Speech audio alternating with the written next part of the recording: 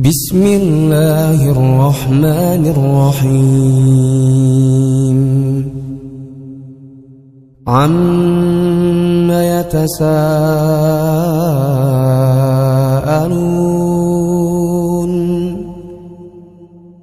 عن النبأ العظيم الذي هم فيه.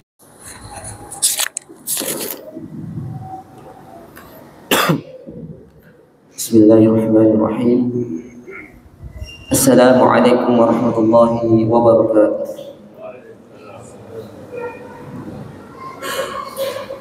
Innal hamdalillah nahmaduhu wa nasta'inuhu wa nastaghfiruh wa na'udzu billahi min shururi anfusina wa sayyiati a'malina. Man yahdihillahu fala mudilla lahu wa man yudlil fala hadiya lahu. Asyhadu an la ilaha illallah wahdahu la syarika lah wa asyhadu anna Muhammadan 'abduhu wa rasuluh la nabiyya wa la rasula ba'da. Amma ba'd. Hadirin wal hadirat jamaah salat tarawih rahimani rahimakumullah. Yang pertama kalinya senantiasa kita panjatkan puji syukur kita kepada Allah Subhanahu wa taala, karena atas limpahan rahmat dan hidayahnya yang senantiasa masih diberikan kepada kita semuanya, diberikan kepada umat Islam ini, sehingga kita khususnya bisa melaksanakan salat tarawih secara berjamaah dan melaksanakan puasa Ramadan pada siang hari. Mudah-mudahan rangkaian ibadah kita di bulan Ramadan ini dari awal hingga akhir Allah ridhoi, Allah berikan pahala yang sebesar-besarnya. Amin ya rabbal alamin. Salam dan salawat kita sampaikan pula kepada Nabi kita Muhammad sallallahu alaihi wasallam. Mudah-mudahan kita sebagai umatnya telah mendapatkan syafaat dari baginda Rasulullah SAW. Amin ya rabbal alamin. Jemaah salat tarawih rahimani rahimakumullah. Sedikit saya akan menceritakan atau mengisahkan tentang salah satu nabi Allah yang disebut dengan bapaknya manusia, yaitu Nabi Adam alaihissalam. Ketika Allah Subhanahu wa taala menyampaikan kepada para malaikat, wa idz qala rabbuka lil malaikati inni ja'ilun fil ardi khalifah, dan seterusnya, Allah Subhanahu wa taala menyampaikan rencana kepada para malaikat bahwasanya Allah hendak menjadikan seorang khalifah yang memakmurkan bumi Allah. Akhirnya kemudian Allah ciptakan Nabi Adam alaihissalam. Lalu Nabi Adam diajarkan nama-nama benda. Semua nama benda diajarkan kepada Nabi Adam. Setelah itu Allah Subhanahu wa taala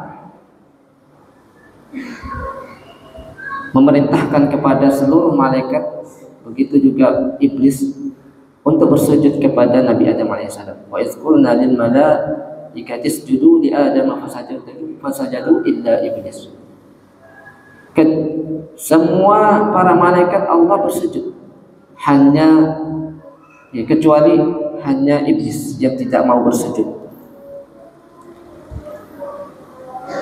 Karena ia tidak mau bersujud, akhirnya kemudian Allah bertanya, kenapa wahai iblis engkau tidak mau bersujud?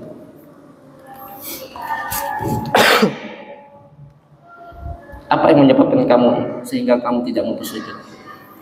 Kemudian iblis menyampaikan pendapatnya.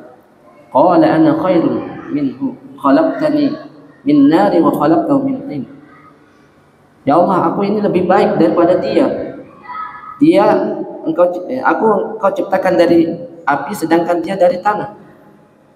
Aku merasa lebih baik Ini kata iblis laknatullah alaih. Yang pada akhirnya iblis dibenci oleh Allah, dilaknat oleh Allah dikarenakan ia sombong dan pula tidak mau bersujud, tidak mau taat kepada Allah Subhanahu wa taala. Baik para jamaah yang dimuliakan Allah Subhanahu wa taala, setelah itu para jamaah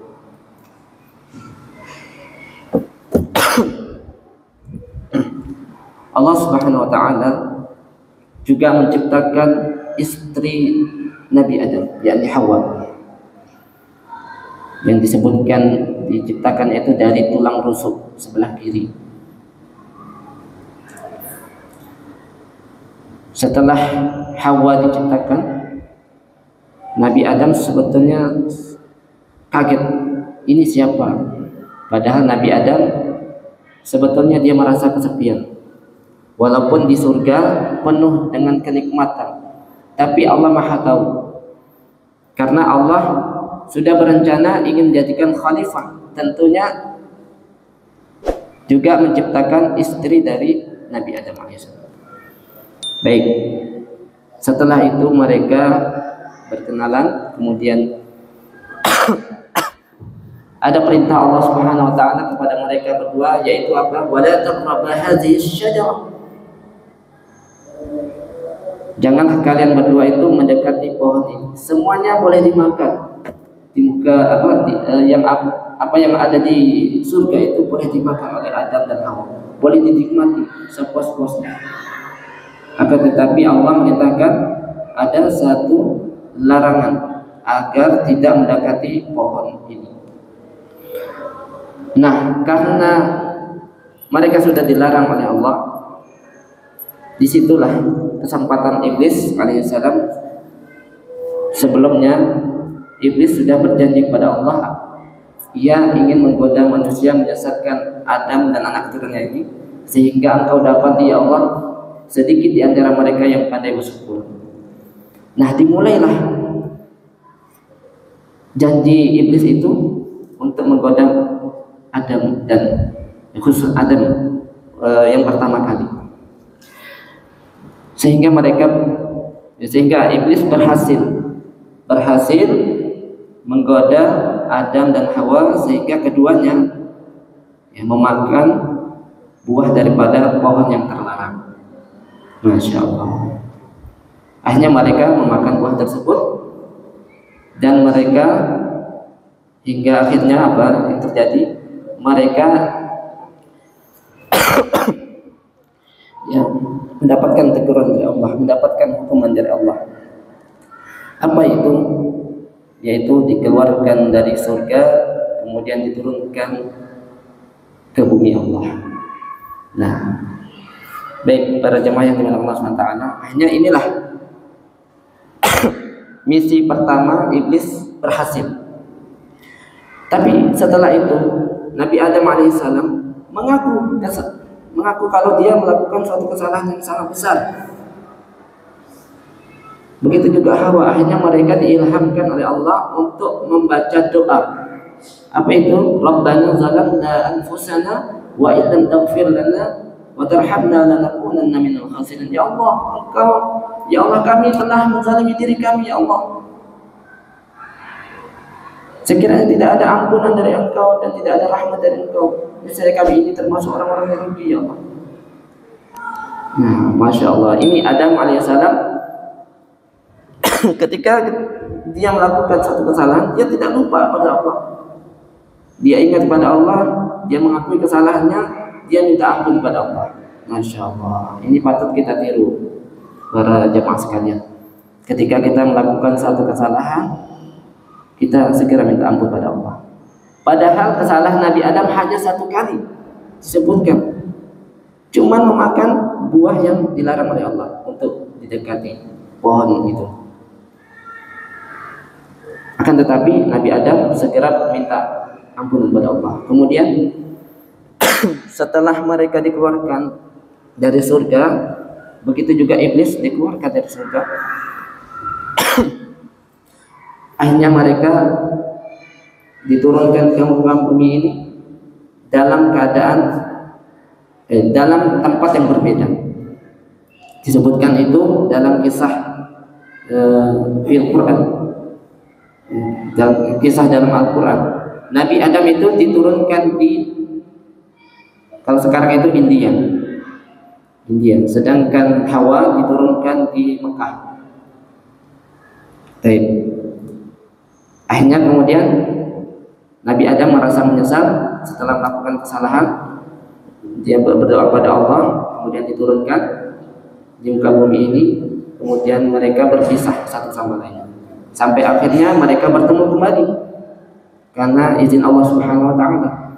Akhirnya mereka, ya, sebagaimana anak Adam, ya, sebagaimana pada umumnya, hanya mereka menikah, ya, berkembang biak, melahirkan, maksudnya melahirkan Hawa, melahirkan anak pertama itu kembar, namanya Qabil dan Iklimah. Kemudian lahir yang kedua, anak yang kedua itu kembar lagi, namanya Habil dan Labuda. Baik, setelah mereka besar, anak Nabi Adam alaihissalam ini, hanya mereka punya rasa suka satu sama lainnya. Akhirnya mereka kemudian dinikahkan. Nah, syariat pada waktu itu dinikahkan bukan dengan pasangan saudara kembarnya, akan tetapi dinikahkan dengan disilang, ya, antara kakak dengan adik, antara adik dengan kakak. Jadi Qabil ini dinikah dengan Labuda, si Habil dinikahkan dengan Iklimah. Nah, disebutkan Iklimah ini memiliki paras yang cantik, wajahnya cantik sekali dibandingkan Labuda. Labuda tidak ada apa-apanya. Nah, si Qabil ini tidak terima kalau dia dinikahkan dengan Labuda, dengan adiknya, karena wajahnya tidak secantik dengan Iklimah. Dia ingin menikah dengan Iklimah, tapi sudah menjadi keputusan dia harus menikah dengan Labuda. Inilah yang membuat pertama kali si Qabil ini punya rasa tidak suka sama Habil. Baik, lanjut. Kemudian pada akhirnya mereka diperintahkan oleh Allah untuk membayar zakat. Membayar zakat, disebutkan di si Qabil ini dia seorang petani, sedangkan Habil seorang peternak. Mereka mengeluarkan harta terbaik mereka, mengeluarkan zakat mereka yang terbaik. Siapa yang diterima oleh Allah? Disebutkan di situ ada cahaya yang turun ke bumi. Untuk apa? Untuk menerima zakat tersebut. Dan ternyata yang diterima oleh Allah zakatnya adalah si Habil, karena dia menyiapkan zakat yang terbaik.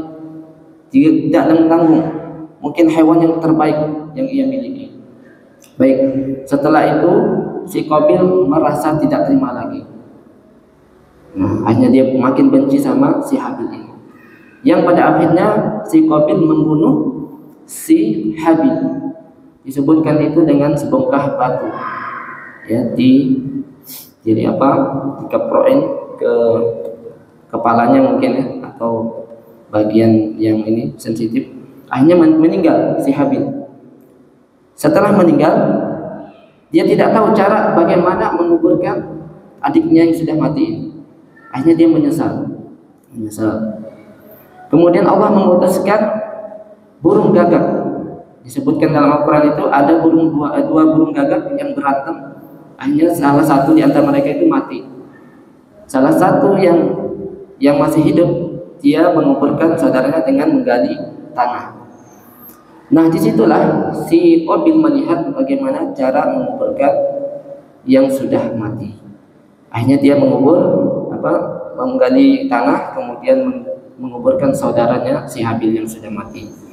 Disebutkan ketika dia membunuh si Habil ini, itu bumi ini seakan-akan tidak terima. Kenapa? Karena terjadi pembunuhan. Baik, bahkan disebutkan ada sebagian pohon-pohon atau tanaman itu mengeluarkan duri, sedangkan hewan sebagian itu lari daripada manusia. Baik, dari kisah singkat ini para jemaah yang Allah Ta'ala, kita simpulkan pertama, pelajaran yang dapat kita ambil pertama adalah ketika Allah memerintahkan suatu perintah, maka kita itu harus taat kepada Allah. Itu yang pertama. Jangan sampai tidak. Kalau tidak, maka kita akan mungkin akan dibenci oleh Allah Subhanahu wa Ta'ala, sebagaimana yang dilakukan oleh iblis. Akhirnya iblis yang tadinya disebutkan ini adalah makhluk yang saleh, rajin ibadah, tapi karena dia melakukan suatu kesalahan, tidak mau taat, bahkan sombong, akhirnya dia dibenci oleh Allah, bahkan dilaknat oleh Allah. Yang kedua, ketika tentunya Allah SWT menciptakan kita pasti ada ujiannya, sebagaimana yang dilakukan oleh Adam alaihissalam, diuji oleh Allah dengan iblis. Maka kehidupan kita ini tidak lepas daripada ujian, baik itu makhluk gaib ataupun makhluk nyata. Bahkan ujian-ujian lainnya, walanabluwannakum bisyai'in minal khaufi wal ju' wa naqsin minal amwali wal anfusi was samarat, dan seterusnya. Itu salah satu ujian yang digambarkan oleh Allah SWT. Kemudian yang ketiga adalah ketika kita melakukan satu kesalahan, maka segeralah kita minta ampun kepada Allah. Jangan sampai kita tunda-tunda, jangan sampai kita lalai, karena kita tidak tahu kapan kita wafat, kapan kita dimatikan oleh Allah SWT. Yang keempat, tentunya di dalam kehidupan kaum ini pasti ada orang jahat, nggak mungkin nggak. Sebagaimana Qabil membunuh saudaranya sendiri, yang akhirnya disebutkan dalam riwayat, setiap ada pembunuhan yang terjadi di muka bumi ini, maka dosa-dosanya itu akan mengalir kepada si Qabil, karena dialah yang memulai pertama kali pembunuhan. Nauzubillah. Ini amal sayyi'ah, amal buruk yang terus mengalir dosanya kepada si Qabil. Nah, disinilah pelajarannya, jangan sampai kita mencontohi yang tidak baik. Bagi orang tua harusnya kita mencontohkan yang baik untuk anak-anak kita supaya ditiru, supaya kebaikannya itu mengalir pahalanya kepada kita semuanya. Baik, mungkin itu yang dapat kami sampaikan dari kisah singkat ini. Mudah-mudahan ada manfaat dan mudah-mudahan kita bisa mengamalkannya. Amin ya rabbal alamin. Barakallahu fikum jami'an. Jazakumullahu khairan. Assalamualaikum warahmatullahi wabarakatuh. Istaqimu sholatul witir. Alhamdulillahi rabbil alamin.